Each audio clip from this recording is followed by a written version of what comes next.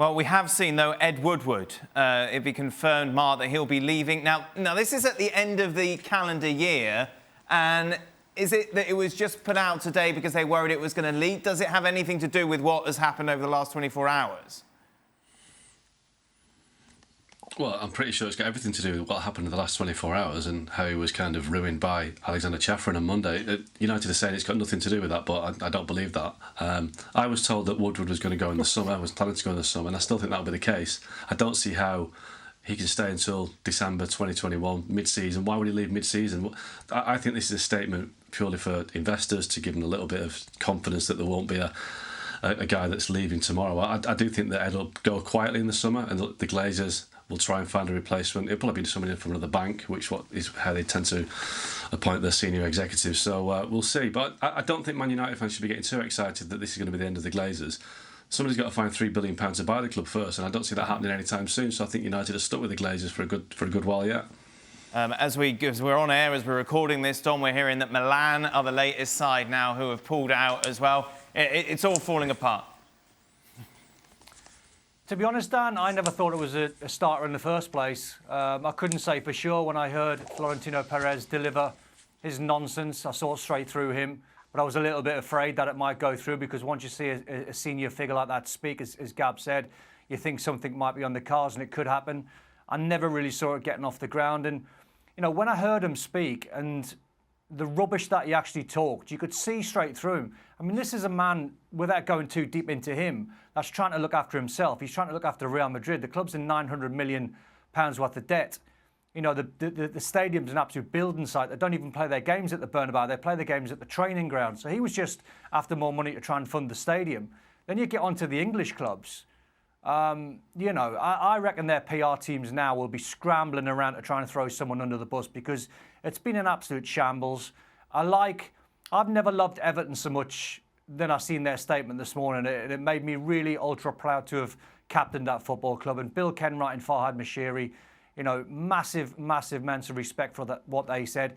Even a little Italian club like Sassuolo and their manager said they potentially wouldn't want to play against AC Milan tomorrow night because of all the drama that's going on.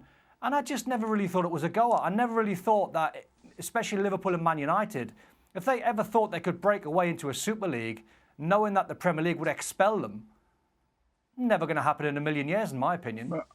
But I think, Dan, if I may say, I think that this makes. I agree. In 1 week, then we'll talk about it again. Hopefully, some will get your money to buy you good players and all that. But I think that this discussion is worth having. Is what is these owners, these investors buying? What is it to own a club? My old man is nearly 80. Every time Manchester United play a football game, he puts his shirt on. That is Manchester United. That is the history of Manchester United. That is 68. That is 58. That is everything that happened in the history of a club like Manchester United and Liverpool and Bill Shankly, Bob Paisley, Joe Fagg in the boot room and all that kind of thing. And these people, when they come in, we fans, we love them when they come in with their money. But please, just show a bit of respect for the history of a club. Or you would do that with a company, wouldn't you? You would go in and try to understand the history of a club. The history is the passion. You don't buy the fans. You don't buy the passion. And like the Glazers, they're not even turning up at Old Trafford. It's 2 years since the owners of your passion, the owner of your identity, and they don't even bother to turn up. Then it's just like that is the scandalous thing about it, that these greedy people want more money. That we know, but this thing that we have to get out is this unbelievable disrespect for history, passion, and the fans.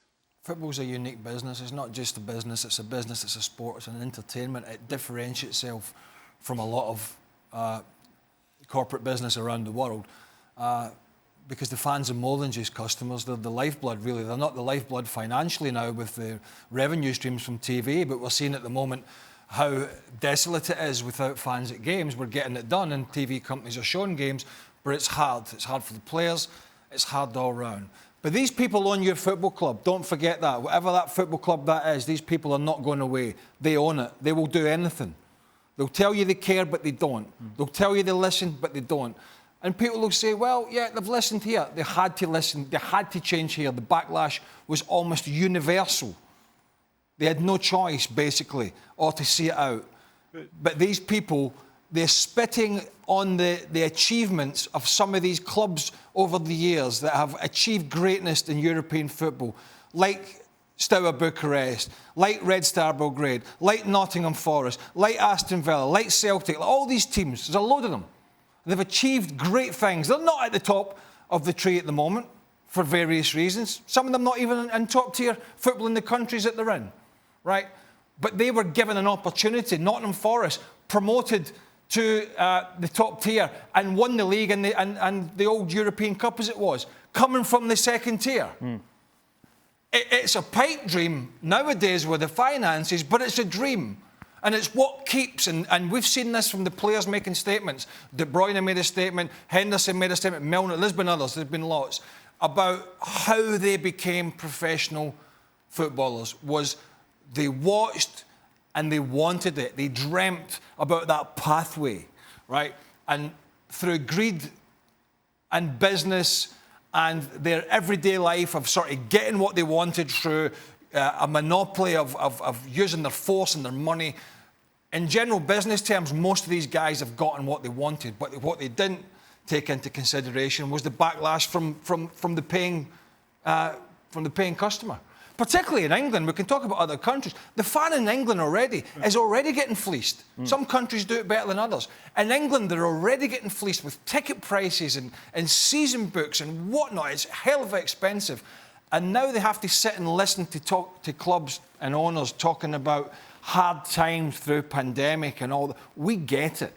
We get it. But in all fairness, they've not had the wool pulled over their eyes in this one. But don't forget, these people own your football club, and beware what might come next. Thanks so much for watching ESPN on YouTube. And for more sports highlights and analysis, be sure to download the ESPN app. And for premium content and live streaming, subscribe to ESPN Plus.